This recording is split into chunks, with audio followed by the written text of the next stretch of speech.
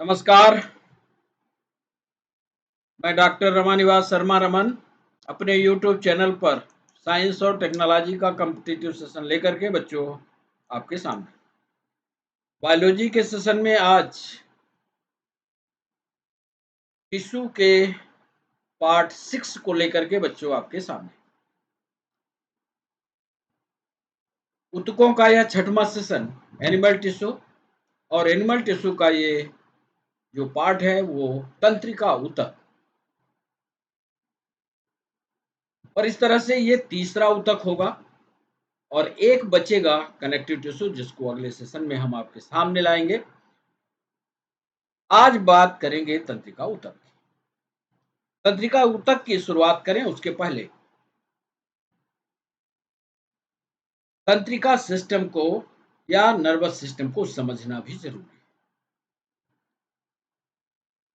क्या होता है नर्वस सिस्टम और कौन कौन सी कोशिकाएं जो हैं इन ऊतकों का निर्माण करती हैं और कैसे ऊतक काम करते हैं और कैसे NEET PNST SSC UPSC PSC में सवाल ऑब्जेक्टिव पूछे जाते हैं या आंसर राइटिंग कैसे करवाई जाती है यूपीएससी। इन सब की बेहतरीन जानकारी आज आपके साथ साझा करेंगे। सेशन शुरू करें उसके पहले चैनल को सब्सक्राइब करना, लाइक करना और शेयर करना मत भूलिए। चलें सेशन की ओर। तंत्रिका ऊतक होता क्या है ये तो हम जानते हैं, कई दिनों से पढ़ रहे हैं कि बहुत सारी तंत्रिका कोशिकाएं जब इकट्ठा होंगी और एक पर्टिकुलर काम को पूरा करेंगी तो उसको हम तंत्रिका ऊतक या नर्वस टिश्यू कहेंगे। हमने लिखा द मैमेलियन नर्वस सिस्टम जो मैमल्स का तंत्रिका तंत्र होता है, यानी हमारा भी आपका भी, यह मुख्य रूप से दो भागों में बटा। जो हिंदी वाले बच्चे हैं वो इसी भाषा को पढ़ते होंगे, यही भाषा उनकी किताब पर भी लिखी हो, या तो सीएनएस लिखा होगा या पीएनएस लिखा होगा। सीएनएस का मतलब होता है सेंट्रल नर्वस सिस्टम और हिंदी में जानना चाहते हैं तो इसका नाम होता है केंद्रीय तंत्रिका तंत्र। पेरिफेरल नर्वस सिस्टम इसकी हिंदी होती है परिधीय तंत्रिका तंत्र और शॉर्ट में इसको पीएनएस बोलते हैं। तो जो मैमल्स का तंत्रिका तंत्र होता है वो दो भागों से मिलकर के बनता है। एक को कहते हैं केंद्रीय तंत्रिका तंत्र, दूसरे को कहते हैं परिधीय तंत्रिका तंत्र।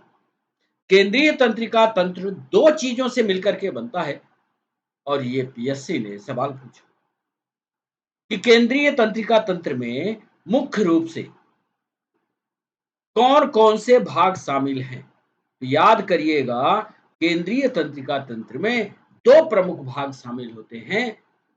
तंत्रिका तंत्र के दो प्रमुख भाग कौन कौन, दिमाग और नर्व इस सॉरी स्पाइनल कार्ड या मेरुरज्जु। ये ऑब्जेक्टिव सवाल पीएससी ने पूछा। पेरिफेरल नर्वस सिस्टम में तंत्रिका तंत्र में जितनी नर्व तंत्रिकाएं होती हैं, जितनी तंत्रिकाएं होती हैं वो सब की सब इससे जुड़ती हैं। जो स्पाइन से निकलती है स्पाइनल नर्व, जो क्रेनियम से निकलती है वो क्रेनियल नर्व कहलाती है। इसको क्रेनियल नर्व, स्पाइनल नर्व या नर्वस सिस्टम पर जब हम विशेष लेक्चर अलग से वीडियो बनाएंगे तो आपको समझाएंगे। आपको सिर्फ यहाँ ये समझना है कि जो नर्वस टिश्यू है वो दो सिस्टम से मिलकर के बनेगा। एक को सेंट्रल नर्वस सिस्टम कहेंगे, एक को पेरिफेरल नर्वस सिस्टम कहेंगे। सेंट्रल नर्वस सिस्टम में दिमाग आएगा और मेरुरज्जु आएगा और पेरिफेरल नर्वस सिस्टम में तंत्रिका आएगा। मुख्य रूप से तंत्रिका तंत्र का काम यह होता है जो संवेदनाएं हैं वो एक स्थान से दूसरे स्थान तक पहुंचाने की जो जिम्मेदारी है ये तंत्रिका तंत्र की होती है। मुख्य काम या मुख्य पर्पज क्या होता है, फंक्शन ऑफ नर्वस सिस्टम क्या होता है, इसको ध्यान से समझ लो। कि इसका मुख्य काम होता है कि संवेदनाओं को, सूचनाओं को एक स्थान से दूसरे स्थान तक पहुंचाना, ये काम करता है तंत्रिका। इसको ध्यान में रखते हुए थोड़ा सा तंत्रिका तंत्र को जानना आपके लिए जरूरी है। ब्रेन कहाँ होगा ये तो आप जानते हो, आपका भी ब्रेन होगा।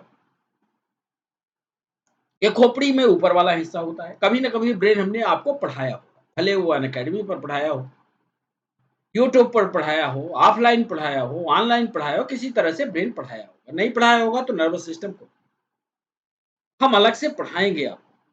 बस आपको करना है कमेंट सेक्शन में हमें बताना है कि पढ़ना चाहते हो तो क्या पढ़ना चाहते हो। दूसरी, ध्यान से देखिए, ये स्पाइनल कार्ड है। स्पाइनल कार्ड का मतलब है मेरुरज्जु या पीठ।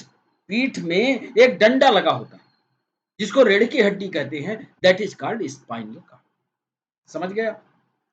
स्पाइनल कार्ड से जो तंत्रिकाएं पतली पतली निकली हुई है, देख रहे हो, ध्यान से देखो, ये तंत्रिकाएं पतली पतली तंत्रिकाएं निकली हुई है, हर जगह निकली हुई, ऊपर से लेकर के इस डंडे के दोनों तरफ तंत्रिकाएं निकली हुई हैं। यही तंत्रिकाएं मेरुरज्जु तंत्रिकाएं या स्पाइनल कार्ड की तंत्रिकाएं कहलाती है।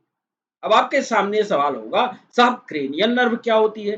क्रेनियम से जो निकलती है, खोपड़ी से जो निकलती है, वो क्रेनियल नर्व कहलाती है। ध्यान रखना, क्रेनियल नर्व कहां से निकलेगी? क्रेनियम से निकलेगी। क्रेनियम के अंदर क्या है? ब्रेन है। दिमाग से निकलने वाली तंत्रिकाएं क्रेनियल नर्व और स्पाइनल कार्ड से निकलने वाली तंत्रिकाएं स्पाइनल नर्व कहलाती है। ये नर्वस सिस्टम की एक सामान्य जानकारी इस चित्र के माध्यम से हमने आपको दी।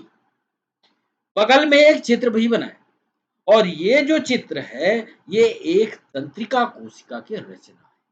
तंत्रिका कोशिका दिखती ऐसी है। अभी विस्तार से इस चित्र को हम आपको समझाएंगे ताकि आपको चित्र पूरी तरह से याद हो। ये देखिए, यही चित्र जो यहां था लाल कलर में, ये वाला, इसी चित्र को हम इधर विस्तार से आपको समझाना चाहते हैं। इसी को तंत्रिका कोशिका कहते हैं। तंत्रिका कोशिका में एक रचना हमने बनाई सबसे आगे की तरफ, ये जो नीले कलर की है, और ये नीले कलर वाली रचना क्या कहलाती है बच्चों? ये कहलाती है कोशिका का शरीर, यानी सेल बॉडी। देखा, ये कहलाती है सेल बॉडी। अब जब ये कोशिका है तो पक्का तय है कि कोशिका के अंदर न्यूक्लियस भी होगा, है न्यूक्लियस, केंद्रक होगा। और ये कोशिका जगह जगह से फैली हुई अवस्था में, शाखान्वित अवस्था में दिखाई देती है। और ये जो शाखान्वित अवस्था है, ये डेंड्राइट्स कहलाते हैं। समझ गए? ये डेंड्राइट्स कहलाते हैं। अब आपका सवाल ये हो सकता है कि साहब इसकी क्या जरूरत थी ये शाखाएं बनाने की? तो जब ये दूसरी एक्जान आएगी, क्योंकि ये इतनी लंबी नहीं है कि ऊपर से लेकर के, ब्रेन से लेकर के टिप तक हो, ये कई एक्जान एक दूसरे से जुड़ेगी। तो जो दूसरी एक्जान होगी, उसके पूंछ वाला जो हिस्सा होगा, वो यहां जाकर के फिट हो जाएगा। ये पूंछ वाला हिस्सा,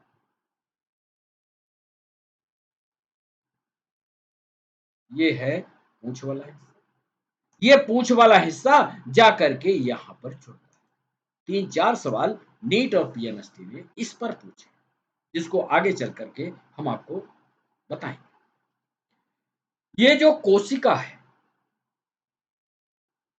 यानी न्यूरॉन की जो कोशिका है, इसमें सिर्फ आपको बताना है कि सबसे आगे की तरफ एक बड़ी रचना, शाखान्वित रचना होती है, जिसको बॉडी ऑफ सेल कहते हैं या सेल बॉडी कहते हैं। इसके अंदर एक न्यूक्लियस पाया जाता है, और इस सेल बॉडी से निकली हुई शाखान्वित रचनाएं पाई जाती हैं, और ये शाखान्वित रचनाएं डेंड्राइट्स कहलाती हैं। ठीक है? अब डेंड्राइट से एक धागे जैसी रचना जुड़ी होती है, ये देख लो। और ये जो धागे जैसी रचना होती है, ये एक्सॉन कहलाती है। क्या कहलाती है? एक्सॉन। किसी भी तंत्रिका कोशिका में कुल कितने भाग होते हैं? तो एक भाग सेल बॉडी, दूसरा भाग डेंड्राइट, और तीसरा भाग एक्सॉन कहलाता है। ये जो एक्जान होता है, ये धागे नुमा गोल गोल घुंडी से, जैसे माला होती है उस घुंडी जैसी रचना में बढ़ता है।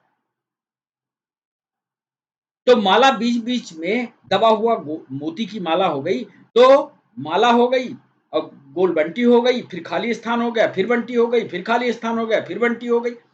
ये जो खाली स्थान होता है बच्चों, ये क्या कहलाता है? नीट ने सवाल पूछा। माला की गुड़िया के बीच का खाली स्थान क्या कहलाता है? याद रखना, इसको नोड ऑफ रेनवियर कहते हैं। क्या कहते हैं? Node of rain.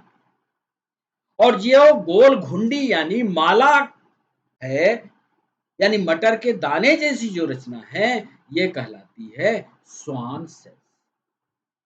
अब ये स्वान सेल कोई वैज्ञानिक भाषा नहीं है, वैज्ञानिक नाम नहीं है। ये स्वान नामक वैज्ञानिक ने इसको खोजा था, इसलिए स्वान सेल के नाम से जाना। जहां पर इसका अंतिम छोर होता है या सबसे पिछला किनारा, जहां पर एक्जान समाप्त होता है, और जैसे ही एक्जान समाप्त होता है वहां पर अनेक शाखाएं निकलती हैं, और इन अनेक शाखाओं को एक्जान टर्मिनल कहते हैं। अब हमारा सवाल आपसे है कि यदि कोई दूसरी एक्जान की कोशिका, सॉरी, न्यूरॉन की कोशिका जुड़ेगी तो किधर जुड़ेगी? क्या इधर जुड़ेगी, इस साइड में जुड़ेगी, इस साइड में जुड़ेगी, कि इस साइड में जुड़ेगी? निश्चित रूप से अभी हमने आपको बताया कि हमेशा टेल वाले हिस्से में या एग्जाम टर्मिनल साइड में जुड़ने जाती है, और जैसे ही एग्जाम टर्मिनल साइड में जुड़ती है तो उसकी उसकी जोड़ या संगठन किसके साथ होगा? डेंड्राइट्स के साथ। ये जब एग्जाम की पूंछ या एग्जाम का टर्मिनल डेंड्राइट के साथ जुड़ता है तो एक विशेष रचना का निर्माण होता है। ये सवाल पीएनएसटी ने पूछा।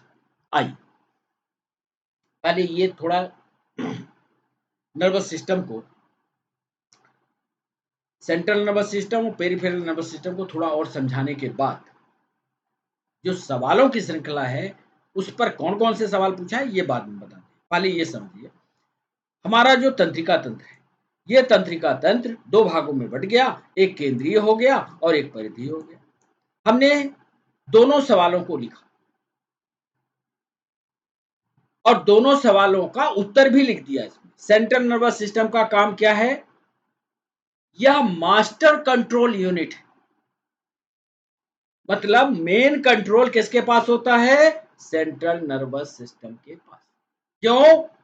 क्योंकि ब्रेन और रीढ़ की हड्डी सेंट्रल नर्वस सिस्टम का हिस्सा होती है, और किसी भी मनुष्य का ब्रेन और ये स्पाइनल कार्ड बहुत आवश्यक अंग है।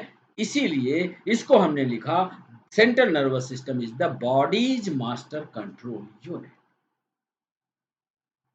नीट ने सवाल पूछा था, आर, अंग्रेजी में लिख बता रहे हैं, are central nervous system is the body's master control unit, this statement is right और रॉन्ग? आपको बताना था this statement is right. Hindi वाले बच्चों सुनो, क्या केंद्रीय तंत्रिका तंत्र एक मास्टर कंट्रोल यूनिट है? यह कथन पूरी तरह से सही है, क्योंकि ब्रेन और स्पाइनल कार्ड शरीर के आवश्यक अंग होते हैं और यही पूरे तंत्रिका तंत्र को कंट्रोल करते हैं। फिर पेरिफेरल नर्वस सिस्टम में जैसे हमने बताया कि जो क्रेनियम से निकलती है वो क्रेनियल नर्व, जो स्पाइनल कार्ड से निकलती है वो स्पाइनल नर्व कहलाती है। तो पेरिफेरल नर्वस सिस्टम का काम ये होता है कि इस शरीर का जो बाहरी दुनिया है या बाहरी इंप्रेशंस है या बाहर की जो जानकारी है या वातावरण में जो कुछ परिवर्तन है, इसका सीधा संबंध इन्हीं तंत्रिकाओं से होता है। यही लिखा हमने, the body is link to the outside world. ये तंत्रिकाएं हमें बाहर के वातावरण से संपर्क करवाती हैं। दो सवाल हमने यही लिख दिया, central nervous system connect made up of three part. पहला क्या? स्पाइनल कार्ड यानी मेरुरज्जु, दूसरा ब्रेन स्टेम और तीसरा ब्रेन। अब आपके मन में ये सवाल उठता होगा, साहब ब्रेन स्टेम कहाँ से आ गया? ब्रेन हो गया, स्पाइनल कार्ड हो गया। ब्रेन और स्पाइनल कार्ड के बीच में जो एक पतला तना होता है, जो ब्रेन को स्पाइनल कार्ड से जोड़ता है, एक डंडी होगी पतली, जो ब्रेन पढ़े होंगे बच्चे उनके समझ में आता होगा। ब्रेन और स्पाइनल के बीच कार्ड के बीच में एक पतला तना, एक पतला डंडा होता है, यही डंडा ब्रेन स्टेम। हमने लिखा भी, स्पाइनल कार्ड होता क्या है? एक column of the nerve between the brain and peripheral nervous system. परिधीय तंत्रिका तंत्र यानी क्रेनियल नर्व और स्पाइनल नर्व के बीच और ब्रेन के बीच में एक डंडा स्पाइनल कार्ड का। जैसा बोला वैसे लिखा। ब्रेन स्टेम क्या होता है? Connect to the brain to the spinal cord. एक ऐसी रचना जो ब्रेन को यानी दिमाग को स्पाइनल कार्ड से जोड़ती है।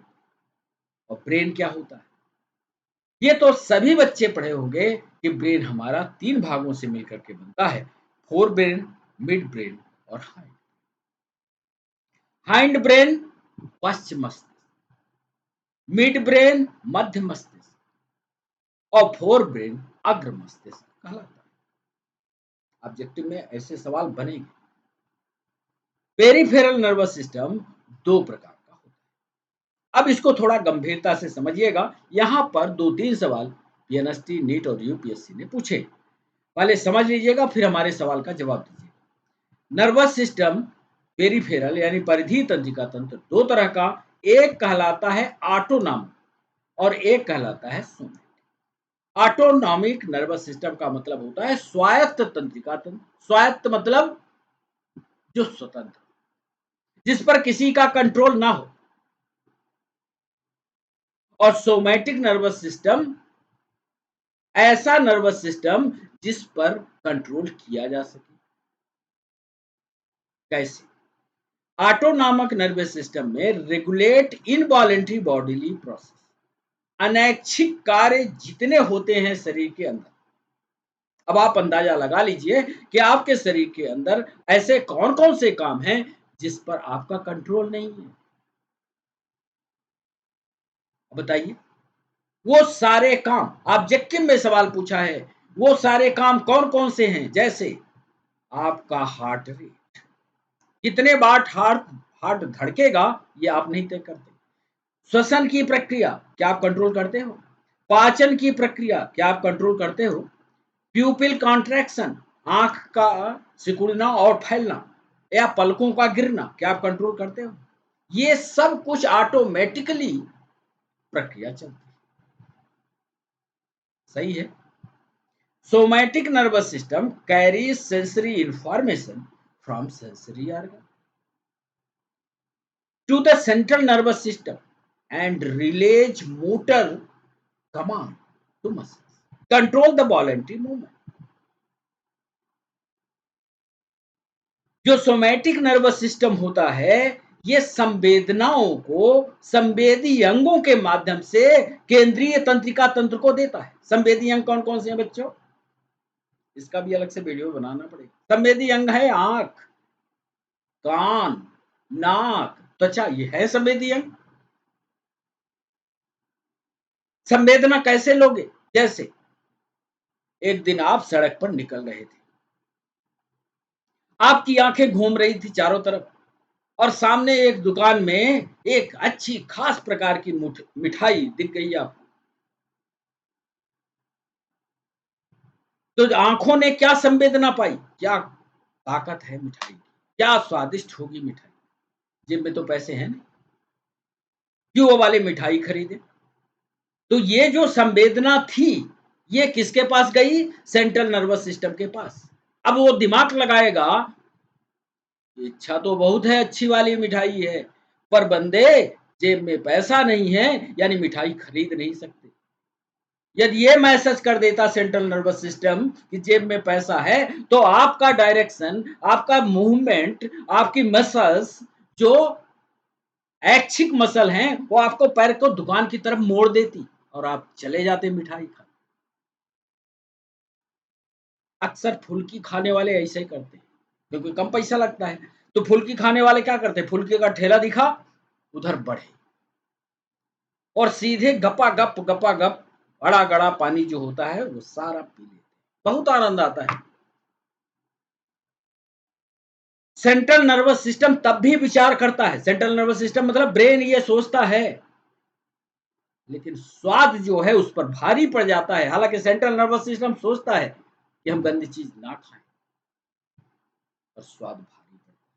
तो ये जो संवेदनाएं हैं, ये संवेदनाएं सेंट्रल नर्वस सिस्टम के पास जाती हैं। उन संवेदनाओं को सेंट्रल नर्वस सिस्टम एनालिसिस करता है, एनालिसिस करने के बाद आदेश देता है। आदेश का पालन हाथ से करवाएगा, मुंह से करवाएगा, पैर से करवाएगा, ये उसकी। तो जब वो आदेश का पालन करवाएगा, उस समय कौन सी पेशी काम करती होगी बच्चों? जब वो आदेश का पालन करने के लिए बोलेगा, तो उस समय जो मसल्स होगी वो ऐच्छिक होगी। तो ध्यान से इन सवालों का ग्रह चक्र देख लेना। ऑटोनॉमिक नर्वस सिस्टम में इनवॉलेंट्री मसल होगी, सोमैटिक नर्वस सिस्टम में वॉलेंट्री मसल्स होंगी। अब इसमें देखिए ऑटोनॉमिक नर्वस सिस्टम में दो इसके दो पार्ट किए, एक होता है सिंपैथेटिक और एक होता है parasympathetic.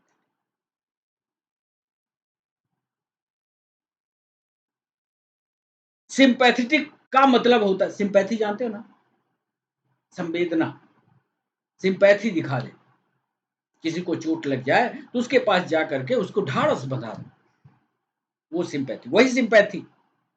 Sympathetic nervous system prepares the body for action and stress. ये नर्वस सिस्टम ऐसा नर्वस है, बहुत जरूरी है ये नर्वस सिस्टम का चैप्टर। अब बहुत मजा आएगा, बहुत तेजी से समझ में भी आता है। ये तंत्रिका तंत्र का सिंपैथेटिक नर्वस सिस्टम हमारे शरीर को तैयार करता है कार्य करने के लिए और तनाव लेने के लिए। या तो फाइट करो या उड़ लो। एक हार्मोन आपको याद आता होगा,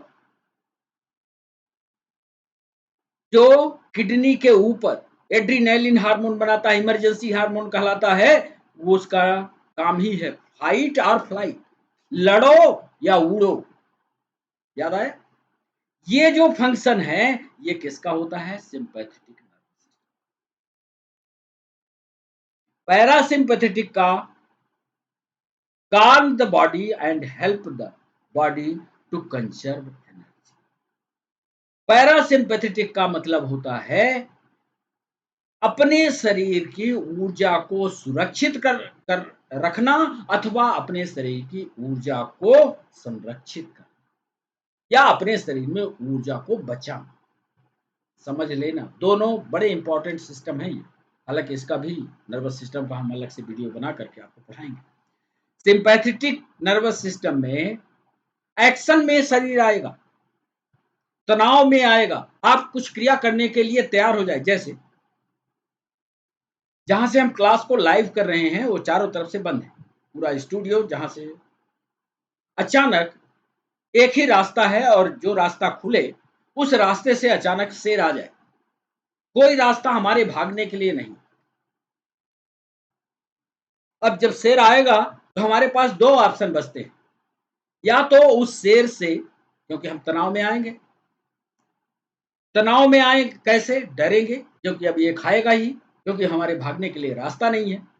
तो हमारे पास दो ऑप्शन बचते हैं, या तो हम उससे फाइट करें, फाइट माने भिड़ जाए, लड़ जाए, उसका मुंह पकड़े, हाथ पकड़े, डंडा उठाएं, पीटे उसको, या फ्लाइट कर जाए, या उड़ जाए, उस स्थान से भाग जाए। दो ही ऑप्शन है। अब जब रास्ता है ही नहीं है तो भाग सकते नहीं है, तो अंतिम में फाइट, या ऐसा रास्ता ढूंढे, इमरजेंसी रास्ता, जिससे हम बाहर।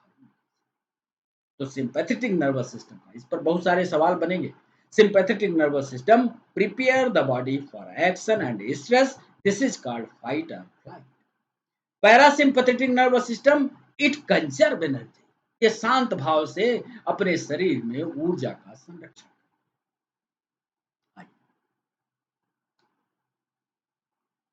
पूरे शरीर की क्रिया होती कैसे है? जैसे कोई संवेदना आपको मिली, उस संवेदना के पास के की क्रिया और प्रतिक्रिया कैसे करते हो आप, ये समझाने के लिए ये चार्ट। नर्वस सिस्टम हुआ। नर्वस सिस्टम में 2 पार्ट हुए, बार-बार इसको बना करके आपको याद आया करवाते हैं। एक सेंट्रल हुआ, एक पेरिफेरल हुआ। सेंट्रल में ब्रेन हुआ, स्पाइनल कॉर्ड हुआ। पेरिफेरल नर्वस सिस्टम में मोटर न्यूरॉन और सेंसरी न्यूरॉन। इस पर ले चलें इसके पहले, ब्रेन क्या करता है इसका काम लिखा है। Receive and processes sensory information, initiate responses, stores memory, generate thoughts and emotion. Brain का काम जितना है हमने इन्हीं लाइनों पर लिखा। हमने लिखा ये सब कुछ, जितनी संवेदनाएं हैं संसार भर की, ये सारी संवेदनाओं को ग्रहण करता है। पहली बात, जो हिंदी वाले बच्चे हैं लिख लें, सारी दुनिया की संवेदनाओं को, जिसको हम समझ सकते हैं, सारी संवेदनाओं को ग्रहण करता है। फिर ग्रहण करने के बाद प्रतिक्रिया क्या करनी है इसकी प्रोसेस भी करता है, होमवर्क करता है। ये संवेदना तो ले लिया, ये संवेदना जो आई है, क्या इस पर कार्यवाही करना उचित है? वहां पूरा कोर्ट बैठा हुआ है, कैबिनेट बैठती है। कैबिनेट ये तय करती है कि ये काम उचित है, करना चाहिए कि न करना चाहिए। जैसे जो अपराधी लोग होते हैं, जब वो अपराध करने जाते हैं, उसके पहले उनका दिमाग ये बता देता है कि बेटा अपराध करने जा रहे हैं। कैबिनेट उनका बताता है, पर मजबूरियां भी जब हावी हो जाती हैं तो अपराध की श्रेणी में निकल। Receive and process sensory information, initiate responses. और ऐसा नहीं कि बहुत देर बाद रिस्पॉन्स करेगा, इनिशिएट कर देगा, तुरंत करेगा रिस्पॉन्स। कोई चीज ऐसी है कि हमारे दिल को अंदर छू गई, उस समय हम उसका जवाब नहीं करते, अपमानित हुए, उस अपमान को हमारा दिमाग मेमोरी के रूप में स्टोर करता है। ये बंदा है जो हमें अपमानित, ये भी दिमाग का काम। जनरेट थॉट्स एंड इमोशन, ये विचारों की भी उत्पत्ति करता है। विचार दोनों हो सकते हैं, गंदे विचार भी हो सकते हैं, अच्छे विचार। हमेशा मेरी एक सलाह है, जब भी आप पढ़ने के लिए बैठो, किसी भी पढ़ाई के लिए बैठो, हमेशा अपने विचार किसी के भी प्रति, कितना भी गंदा आदमी हो, छोड़ो उसको, वो गंदा है ना, विचार हमेशा ऊंचे रखो, अच्छा ही अच्छा सोचो। और जब तुम अच्छा ही अच्छा सोचोगे तो एक तो तुम्हारे दिमाग में कोई तनाव नहीं होगा, जो चीज पढ़ते होगे वो तुमको अच्छी तरह से समझ में आएगा, और भगवान भी तुम्हारी मदद के लिए। किसी को उलझाने की कोशिश ना कर। जिसने आपसे सवाल पूछा या कुछ मदद मांगी, यदि कर सकते हो तो कर दो, बदला मत ढूंढो, बहुत अच्छा फील करो, दूसरे की सेवा करना सीख लो, घुमाओ नहीं उसको।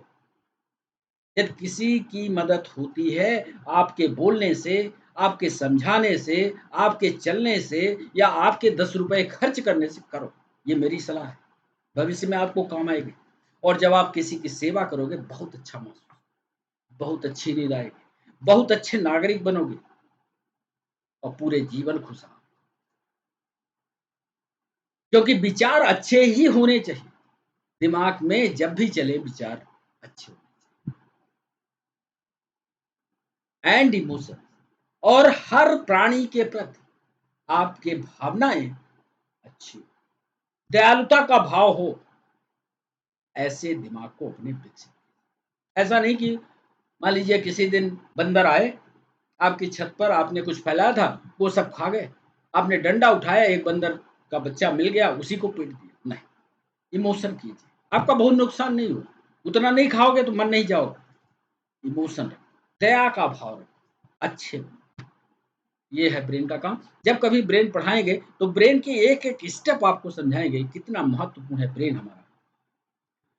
स्पाइनल कार्ड यानी रीढ़ की हड्डी conduct signal to the from the brain, control reflex active. जितने ब्रेन के सिग्नल हैं, जो ब्रेन से मिलते हैं, जो ब्रेन से जानकारियां आती हैं, सबको इकट्ठा करने की जिम्मेदारी किसकी है? Spinal cord. स्पाइनल कार्ड सारी जिम्मेदारियों को, सारे सिग्नल को इकट्ठा करता है और प्रतिवर्ती क्रिया करता है। जैसे आग लग गई, आग के पास आपकी उंगली गई, तो ये मैसेज सेंट्रल नर्वस सिस्टम को जाएगा कि आग के पास आग जल रही है। जब तक ये कैबिनेट फैसला करेगी तब तक तो उंगली जल जाएगी। सोचो, जब तक ये सेंट्रल नर्वस सिस्टम का केंद्रीय कैबिनेट फैसला करेगा कि हटाए ना हटाए, हटाए ना हटाए का फैसला आएगा, तब तक तो उंगली जल चुकी होगी। ऐसे में स्पाइनल कार्ड मदद करेगा। ये क्या करेगा? ये मैसेज को जैसे ही सेंट्रल नर्वस सिस्टम के पास पहुंचता है, सिग्नल को पहले रिसीव कर लेता है और तुरंत हाथ को पीछे की ओर धकेलता है। ये कहलाती है प्रतिवर्ती। तुरंत एक्शन में आया, प्रतिवर्ती कर लिया। प्रतिवर्ती क्रिया इसी को कहते हैं। इस पर भी लेक्चर करेंगे। बहुत सारे चीजें हैं जिस पर लेक्चर की जरूरत है। रिफ्लेक्टिव करेगा। ये जो हमारा स्वायत्त तंत्रिका तंत्र है, autonomic nervous system, central nervous system तो हो ही गया। पेरिफेरल नर्वस सिस्टम में, परिधीय तंत्रिका तंत्र में दो चीजें महत्वपूर्ण। दो चीजें क्या? एक होती है, दो तरह की नर्व होती है, एक को कहते हैं मोटर और दूसरे को कहते हैं सेंसरी। सेंसरी क्या करती है? जो भी संवेदना है, जैसे किसी आदमी ने उंगली में पिंच भोया या किसी आदमी ने आपको चींटी काटा, ये संवेदना, ये संवेदना सेंट्रल नर्वस सिस्टम ब्रेन तक कौन पहुंचाएगा? सेंसरी की मोटर? ये पीएनएसटी में सवाल पूछा, सेंसरी पहुंचाएगा कि मोटर? आपका जवाब होना चाहिए था सेंसरी पहुंचाएगा। सेंसरी ने मैसेज कर दिया सेंट्रल नर्वस सिस्टम। अब इसके बाद सेंसरी सो गया क्योंकि वो उसकी जिम्मेदारी खत्म। अब कैबिनेट में फैसला हुआ कि किसी ने पिन चुभाया, ये फैसला कि पिन चुभ रही है, हाथ वहां से हटाओ, ये संदेशा सेंट्रल नर्वस सिस्टम से उंगली तक लाने के लिए जो नर्व आएगी, जो संवेदना, जो तंत्रिका कोशिका आएगी, उसको बोलते हैं मोटर न्यूरॉन। तो मोटर जो है सेंट्रल नर्वस सिस्टम से मैसेज लेकर के उस संवेदी अंग तक जाती है जहां उसको क्रिया करनी है। यही लिखा है, सीएनएस टू मसल्स। ये जो मोटर होती है दो तरह की होती है, सोमैटिक और ऑटोमेटिक। सोमैटिक में आपका कंट्रोल होता है, ऑटोमेटिक में आपका कंट्रोल नहीं होगा, ऑटोमेटिक हटेगा। सोमैटिक में कंट्रोल जो करेगा वो ऐच्छिक पेशी करेगी। बहुत सारे सवाल बनेंगे नीट और पीएनएसटी पर। सोमैटिक नर्वस सिस्टम में ऐच्छिक पेशी कंट्रोल करेगी, याद कर लेना। और ऑटोमेटिक या ऑटोनॉमिक नर्वस सिस्टम पर जो कंट्रोल होगा वो इनवॉलेंटरी रिस्पॉन्स। इस पर तो आपको समझ आ रहा है कि आप जग रहे हो और एक पिन चुभी, ये मैसेज गया सेंसरी के द्वारा सेंट्रल नर्वस सिस्टम पर, वापस आया मोटर के द्वारा और ये कहा गया कि हाथ हटा लो। अब मान लो आप सो रहे हो और सो रहे हो, एक आदमी आया और आपके पैर में पिन चुभा दिया, और जैसे ही पैर में पिन चुभी,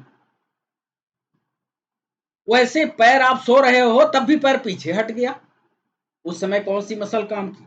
उस समय इनवॉलेंट्री रिस्पांस हुआ और अनैच्छिक पेशी ने काम किया और पैर को हटा दिया। इस तरह से मोटर न्यूरॉन्स भी दो तरह के। मोटर न्यूरॉन एक कहलाता है सोमैटिक, एक कहलाता है सोमैटिक। ऑटोनॉमिक नर्वस सिस्टम में जो कंट्रोल होता है इनवॉलेंट्री का होता है, एक होता है सिंपैथेटिक और एक होता है parasympathetic.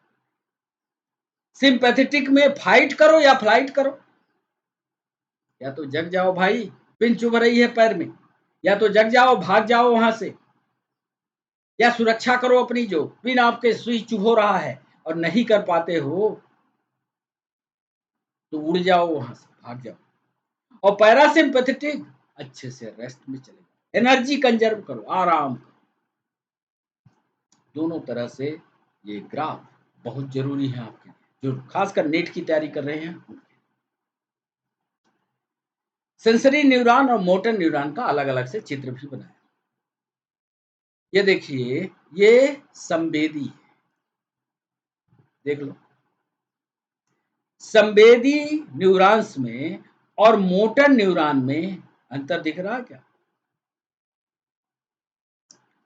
Neuron that carry sensory impulse from sensory organ to the central nervous system and known as sensory neuron.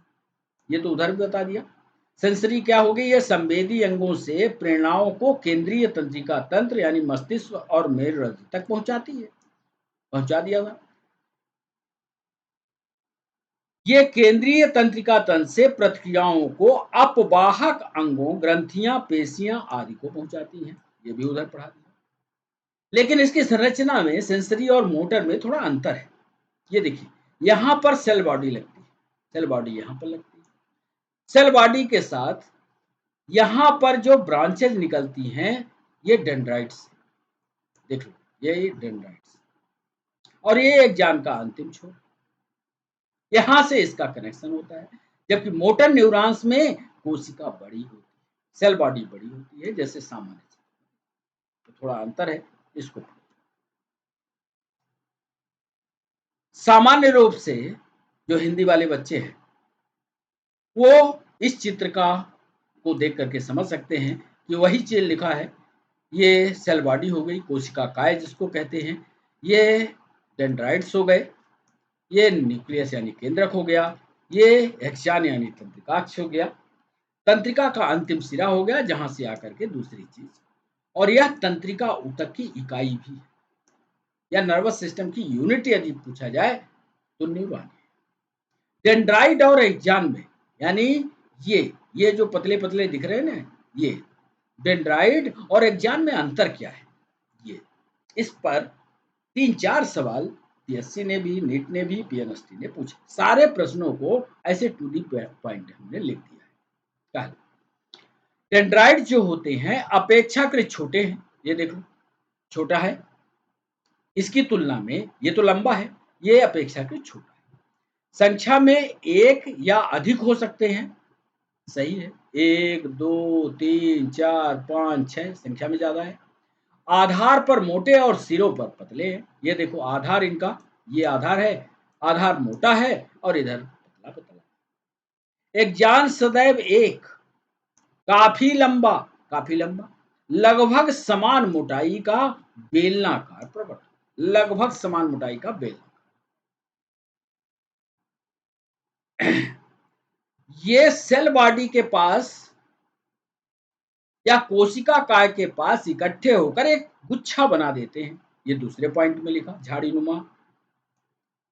जबकि ये अंतिम छोर पर शाखान्वित होता है, ये देख लो, अंतिम छोर पर एक जान शाखान्वित होता है। शाखाओं को टीलोडेंड्रिया कहते हैं, उधर समझा दिया है। इनके सिरों पर सिंपैथेटिक घुंडियां, नोट्स पाई जाती हैं, और जहां पर ये लास्ट वाला सिरा और ये डेंड्राइट, ये लास्ट का इसका सिरा और दूसरे एक्जान का डेंड्राइट, जहां पर आपस में जुड़ेंगे वहां पर सिनैप्स का निर्माण। इनमें कोशिका अंगक तो होते हैं लेकिन निसल्स ग्रेन्यूल नहीं होते, ये नीट का सवाल, याद कर लो। एक्जान में नीसल्स ग्रेन्यूल नहीं पाए जाते,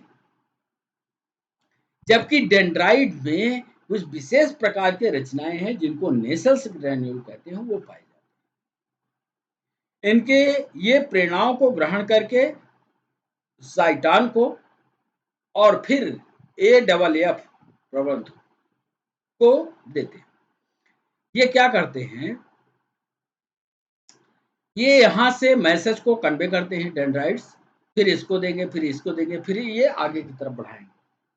जबकि एक्जान क्या प्रेरणाओं को कोशिका काय से अन्य तंत्रिका कोशिकाओं के से अपवाहक, मतलब एक्जान जो होते हैं यहां से मैसेज लेते हैं इस सेल बॉडी से, और सेल बॉडी से मैसेज लेकर के और दूसरे तंत्रिका कोशिका के डेंड्राइट को देते हैं। इसको पढ़िएगा। सिंगल पर न्यूरॉन होता है, अंग्रेजी में भी वही लिखा है। यूजुअली मेनी पर न्यूरॉन होता है, अंग्रेजी में भी पढ़िएगा। डायमीटर कितना होता है, ये सारे नीट के सवाल हैं, इनको नीट और पीएनएसटी के सवाल हैं, इनको जरूर पढ़ लीजिए। तो ये 5-6 पॉइंट आपके नीट और पीएनएसटी के लिए। एक चीज और बताना था, शायद उधर नहीं बता पाए। ये देखिए, ये जो कोशिका लगी होती है, ये कोशिका जो 1 2 3 4 5 6 7, इन कोशिकाओं के बाहर एक शीथ लगी होती है। शीथ माने एक परत होती है। इस शीथ को माइलिन शीथ कहते हैं। ये लिखा हुआ है। इस शीथ को क्या कहते हैं? Myelin sheath.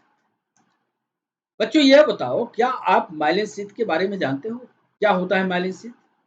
क्या इसका काम होता है? हम आपको बताते हैं। ले चलते हैं माइलिन शीथ। दो तरह के न्यूरॉन हमारे शरीर में पाए जाते हैं। एक माइलिन वाला होता है, एक बिना माइलिन का होता है। माइलिन वाला जो होता है, तंत्रिकाक्ष और ज्ञान के मध्य प्रोटीन युक्त लिपिड पदार्थ माइलिन। प्रोटीन युक्त लिपिड का पदार्थ माइलिन का। ये मस्तिष्क मेरुरज्जु के व्हाइट मैटर का निर्माण करते हैं।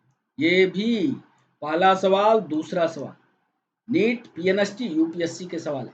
दोनों को अच्छे से पढ़ो। तंत्रिकाक्ष और ज्ञान के मध्य प्रोटीन युक्त लिपिड पदार्थ माइलिन पाया जाता है। ये मस्तिष्क मेरुरज्जु के श्वेत व्हाइट मैटर का निर्माण करते हैं। इनमें, जिनमें माइलिन की शीथ होती है, इनमें संवेदनाएं बहुत तेजी से गतिशील होती है।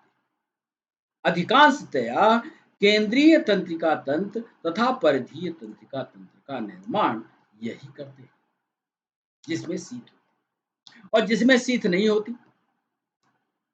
जैसे तंत्रिकाक्ष तथा एक ज्ञान के बीच माइलिन का अभाव होता है। चित्र उधर देख लेना। तंत्रिकाक्ष और ज्ञान के मध्य इस माइलिन नहीं पाई जाती। ये केंद्रीय तंत्र का ग्रे मैटर बनाते हैं। इनमें प्रेरणाओं का प्रसारण अति मंद गति से। ये स्वायत्त तंत्रिका तंत्र का निर्माण। यूपीएससी ने एक सवाल, what is the difference between माइलेटेड neuron and non माइलेटेड neuron पर पूछा। 10 नंबर का सवाल। क्या अंतर है आच्छादित तंत्रिकाक्ष और अनाच्छादित तंत्रिकाक्ष पर? यूपीएससी वाले बच्चे इसको ध्यान से पढ़ करके और अच्छे से इसका नोट्स, नीट और पीएनएसटी वाले बच्चे इस पर ऑब्जेक्टिव तैयार करें। जैसे नीट ने पूछा कि माइलेटेड न्यूरॉन पर संवेदनाएं तीव्रता से जाएंगी कि नॉन माइलेटेड, किस मैटर से इसका निर्माण होता है? माइलेटेड। याद रखना, व्हाइट मैटर, 2 मैटर होते हैं, पढ़ लेना इसको। इस पर नहीं ले चल रहे हैं अभी सेशन को। एक होता है व्हाइट मैटर, एक होता है ग्रे मैटर। व्हाइट मैटर से मस्तिष्क और मेरुरज्जु के व्हाइट मैटर से माइलेटेड न्यूरॉन का निर्माण होता है। समझ रहे हो? जबकि ग्रे मैटर क्या बनाते हैं? केंद्रीय तंत्रिका तंत्र का। ये केंद्रीय तंत्रिका तंत्र का जो ग्रे मैटर होता है, ये नॉन माइलेटेड न्यूरॉन का निर्माण। इसमें संवेदनाएं धीमी, इसमें संवेदनाएं तेज। इंग्लिश में भी वही लिखी, इसको पढ़ लेना। Myelinated, non myelinated, node of Ranvier, ये सब जानकारियां। काम के साथ न्यूरॉन को हमने बना दिया। काम क्या करता है न्यूरॉन का प्रत्येक पार्ट, ये देखो। डेंड्राइट क्या करते हैं?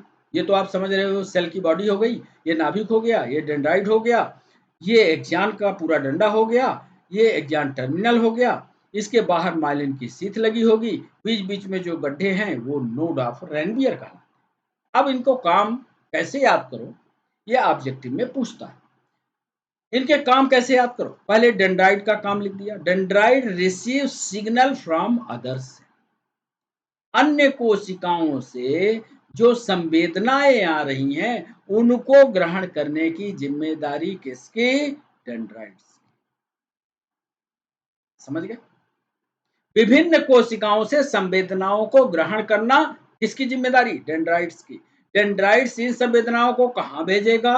Organise and keeps the cell functional. Cell body जैसे ये संवेदनाएं आई, इन संवेदनाओं को लेने में जो ताकत लगी, डेंड्राइट्स में जो मजबूती आई, इनको जिंदा रखने की जो रिस्पॉन्सिबिलिटी थी, वो किसकी थी? सेल बॉडी की। तभी तो ये जिंदा थी, तभी इनमें संवेदना ग्रहण करने की क्षमता थी। तो इनको जिंदा सबको रखने की जिम्मेदारी सेल बॉडी की। सेल मेम्ब्रेन क्या करती है? ये प्रोटेक्ट द सेल, कोशिका की सुरक्षा करती है। एक्जान हिलॉक, ये एक्जान का कनेक्टिंग पॉइंट होता है जहां से एक्जान शुरू होता है। Generate impulse in the you. अब यहां पर जो मैसेज आया डेंड्राइट से, इस कोशिका के अंदर सुरक्षित हो गया, और जैसे ही इस कोशिका के अंदर आता है, ये एक प्रकार का इम्पल्स एक्जान के द्वारा इनिशिएट कर दिया जाता है। जो मैसेज आया है उसी तरह का इम्पल्स जनरेशन होता है, इम्पल्स बचता है। हिलॉक, एक्जान हिलॉक में इम्पल्स का जनरेशन होता है, और फिर ये इम्पल्स आगे की तरफ बढ़ जाता है। नोड ऑफ रैनबियर क्या करता है? नोड ऑफ रैनबियर एक गड्ढा है, दो गुड़िया की माला है, तो गुड़िया जब एक लग गई, दो लग गई, तो उसके बीच में गड्ढा हो गया। ये वास्तव में जो संवेदनाओं का आना जाना होता है, ये आयंस की गति के कारण। वहां कोई सूचना देने वाला नहीं खड़ा है कि ठोस करके धक्का मार करके संवेदना पहुंचा दो, वहां पर आयंस का मूवमेंट होता है। तो यहाँ पर नोड ऑफ रैनबियर जो होता है, ये आयन के विसरण को रेगुलेट करता है, या आयन के विसरण को चालू करता है, अलाउ करता है, अनुमति देता है। कौन? Node of. याद कर लेना, ये सारे नेट के सवाल है। Nucleus control the entire neuron. इस पूरे न्यूरॉन को कंट्रोल किसके पास होगा? बहुत सारे बच्चों से ये सवाल पूछा गया, कठिन सवाल है। ये पूरी न्यूरॉन सेल है, पूरी न्यूरॉन सेल का कंट्रोल किसके पास होगा? ये तो सामान्य सेल का आप जानते हो कि पूरा कंट्रोल नाभिक के पास होता है। यहाँ क्या ये बता सकते थे आप कि पूरी न्यूरॉन सेल किसके द्वारा कंट्रोल होती है? याद रखना, पूरी न्यूरॉन सेल नाभिक के द्वारा कंट्रोल। विज्ञान क्या करता है? एक्जान यहां से संवेदनाओं को लेता है, और यहां से होते हुए विभिन्न कोशिकाओं में विभिन्न स्थानों की ओर पहुंचा देता है। माइलिन शीथ क्या करती है? माइलिन शीथ का एक ही काम है, ये जिस स्पीड से सिग्नल जा रहा था, संवेदना जिस स्पीड से जा रही थी, उस स्पीड को बढ़ा देता है। एक्जान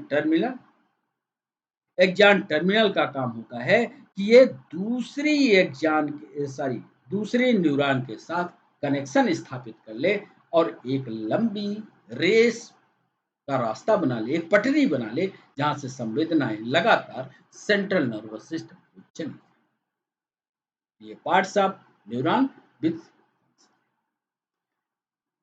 वही चीज यहां भी है, सेल बॉडी है, ये देख लो सेल बॉडी है, ये कंट्रोलर होगा, ये सपोर्ट सेंटर है इसका, ये support centre. Dendrite receive message from mother cell. Axon क्या कर रहा है? Pass message away from the cell body to other neurons, muscles और ग्लैंड्स को जाता है। न्यूरल इंपल्स को इलेक्ट्रिकल सिग्नल ट्रैवलिंग। अच्छा, ये जो मैसेज जाते हैं, ये करंट की रफ्तार से जाते हैं। ऐसा नहीं कि बहुत धीमे धीमे चल रहे हो, धीमे नहीं चलता, करंट की रफ्तार से बढ़। माइलिन शीथ जो है उसमें स्पीड बढ़ा देती है, और टर्मिनल वाला हिस्सा जाकर के दूसरे वाले से जुड़ जाता है। ये भी चित्र बना दिया। एक सवाल हमारे दिमाग में उठा, उसको हमने लिखा, और शायद उत्तर आप तुरंत कर लो। पहले समझ लो, जो हिंदी वाले बच्चे हैं, अंग्रेजी में तो लिखा हुआ है, जो हिंदी वाले बच्चे हैं वो समझे। एक की स्ट्रक्चर ऑफ नर्व सेल, एक चित्र बनाया हमने तंत्रिका कोशिका का, यानी न्यूरॉन का। What is the primary function of dendrites? Dendrites के या तंत्रिकाक्ष के प्राथमिक कार्य क्या है? पहला, to receive the receive and transmit the electrical impulse toward the cell body, कोशिका काय की तरफ संवेदनाओं को पहुंचाना। बी में दिया to transmit impulse from the cell body to end of neuron, क्या इसका काम संवेदनाओं को सेल बॉडी से न्यूरॉन के अंतिम छोर तक पहुंचाना है। और सी ऑप्शन दिया to insulate the axon and increase the speed of action potential conduction, क्या संवेदनाओं के स्पीड को बढ़ाना है। अब बताओ डेंड्राइट्स के काम। अब ये है, ये जो रचना आप देख रहे हो ना, ये कहलाती है डेंड्राइट्स। डेंड्राइट्स आगे एक्जान से जुड़ती है, एक्जान का टर्मिनल होता है और दूसरे एक्जान से जब ये जुड़ती है या दूसरे न्यूरॉन से जुड़ती है तो यहाँ देख लो ये कनेक्शन दिखा रहे हैं ना, ये वाला कनेक्शन, ये जो कनेक्शन होता है ये सिनेप्स कहलाता है, कनेक्शन सिनेप्स। अब आप ये बताओ कि ए बी सी में सही कौन सा, हालांकि चिन्ह हमने पहले से लगा रखा है और ये पता है आपको कि ये डेंड्राइट्स मैसेज को लेते हैं और यहाँ पर छोड़ते हैं। कहाँ पर छोड़ते हैं? Cell body. ये जस्ट सवाल पिछले साल पीएनएसटी पूछा। एक और सवाल, ये अंतिम सवाल है। In nerve cell A, NEET का सवाल है, जस्ट वैसे ही लिख दिया है। In nerve cell A the speed of nerve impulse is 12 metre per second. In nerve cell B the speed of nerve impulse is 140 metre per second. दो cell है हमारे पास, एक ए है और एक बी है। एक की इसमें जो संवेदनाओं के चलने की गति है वो 12 मीटर चलती है एक सेकंड में। बी जो है उसमें 140 मीटर चलती है एक second. Which nerve cell is myelinated, इसमें माइलिन की सीथ लगी हुई है, जरा यही बता दो। माइलिन है क्या, इसकी पूरी जानकारी भी दे दिया। लो, माइलिन क्या होता है? Myelin lipid rich substance surrounding, और अभी अभी पढ़ाया है उधर कि जिसमें माइलिन शीथ होती है बच्चों उसमें कंडक्शन बहुत तेजी से होता है, जिसमें माइलिन नहीं होती उसमें कंडक्शन धीमा होता है। इसलिए इसका सही जवाब होगा जिसकी स्पीड 140 मीटर पर सेकंड है उसमें सबसे ज्यादा। ये था नीट का सवाल, ये था डिस्कशन उसके साथ। और इस तरह से तंत्रिका ऊतक भी होता है आज पूरा। आज के सेशन को अब यही रोकना होगा। कैसा रहा सेशन, कैसा लगा आपको डिस्कशन, ये जरूर आप कमेंट सेक्शन में लिखिए। बच्चों आज के लिए बस इतना ही, फिर मिलते हैं नए वीडियो के साथ। तब तक के लिए बच्चों बाय बाय, नमस्कार।